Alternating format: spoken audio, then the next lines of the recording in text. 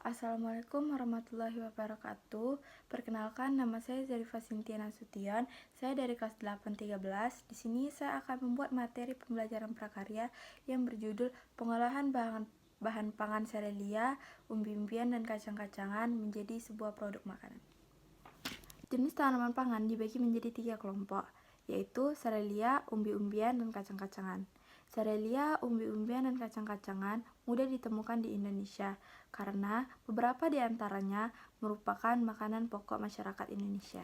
Bahan pangan serelia, umbi-umbian, dan kacang-kacangan menjadi makanan pokok masyarakat Indonesia karena untuk memenuhi kebutuhan vitamin, gizi, karbohidrat, dan lain-lain. Jenis dan karakteristik serelia, umbi-umbian, dan kacang-kacangan. Yang pertama, serelia.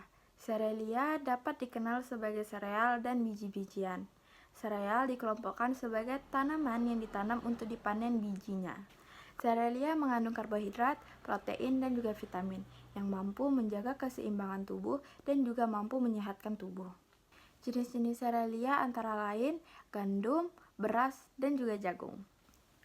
Jenis-jenis umbi-umbian antara lain kentang, ubi, wortel, dan juga singkong. Yang terakhir adalah kacang-kacangan. Kacang-kacangan sangat mirip dengan serelia, namun ukuran kacang jauh lebih besar dibandingkan serelia. Jenis kacang antara lain adalah kacang kedelai, kacang tanah, dan juga kacang hijau. Selanjutnya kita masuk ke materi pengolahan bahan pangan.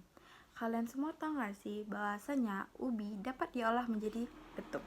Di balik warna-warninya getuk, terdapat cerita sejarah yang cukup panjang. Katanya, getuk sudah ada pada saat zaman penjajahan Jepang.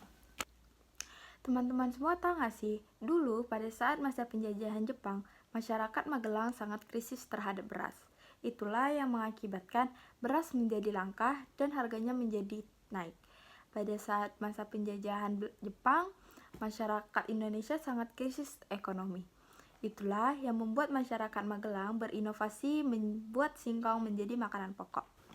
Dulu di Magelang, singkong sangat mudah ditemukan. Itulah yang membuat masyarakat Magelang menjadikan singkong sebagai makanan pokok. Selain menjadikannya makanan pokok, singkong juga diolah oleh masyarakat Magelang sebagai getuk. Dampak positifnya, masyarakat Magelang tetap bisa bertahan hidup menggunakan singkong sebagai bahan pangan untuk tetap melanjutkan kehidupan mereka walaupun harga beras sedang melonjak naik dan juga krisis ekonomi pada masa penjajahan Jepang. Akibat cipta rasanya yang enak, sekarang getuk menjadi makanan khas Indonesia terutama masyarakat Magelang. Ayo kita cari tahu cara-cara membuat getuk. Tahap yang pertama, kupas singkong, lalu cuci hingga bersih. Tahap yang kedua yaitu kukus singkong hingga matang. Lalu singkong tersebut ditumbuk dan ditambahkan vanili, garam, margarin, dan juga gula. Lalu tahap yang ketiga yaitu potong adonan dan bagi menjadi 4 bagian. Lalu tambahkan pewarna makanan sesuai selera masing-masing. Selanjutnya, getuk yang telah dipipih dicetak ulang dengan scrub dan dipotong memanjang tanpa putus. Lalu, getuk tersebut ditumpuk menjadi beberapa bagian dengan ketebalan yang diinginkan. Setelah sudah selesai, sajikan getuk dengan hiasan yang diinginkan. Namun, biasanya banyak orang menyajikan getuk dengan hiasan kelapa di atasnya.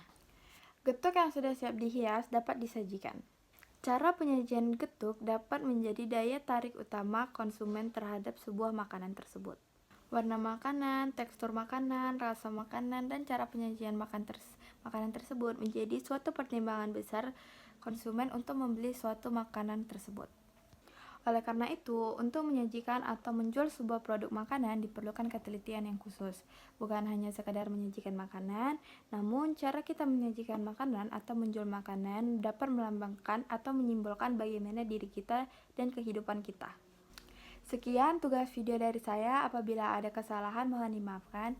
Assalamualaikum warahmatullahi wabarakatuh.